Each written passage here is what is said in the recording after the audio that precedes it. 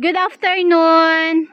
Yes, naata karon sa area sa Giholngan, no, Barangay Malusay. Tama no? Barangay Malusay, Giholngan City. Naadiri ang nahimutang ang bagong K5 News FM. So, nara ilang tower. Ang ibabaw galian naa siya Malusay Elementary School, dili makita. Basta dira sa babaw. Mo nilang dalan. Paingon dito sa Malusay Elementary School. Tayong dito dapita naa dito ang studio. Studio sa K5 News FM.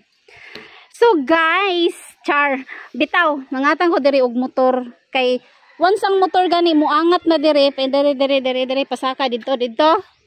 Musirbato na sila daan. So karon magatang kog motor kay akong pasirbatoon daan bago sila makaagi diri. Ako silang atngan. Nagatang ko. Akong pasirbatoon. So maura to ha. Magkuan ra ko karon sa tawagan ni magatang kog motor tapos ipon ako pila ka buk motor mo agi rong orasa. Pasirbatoon ako. Bye bye.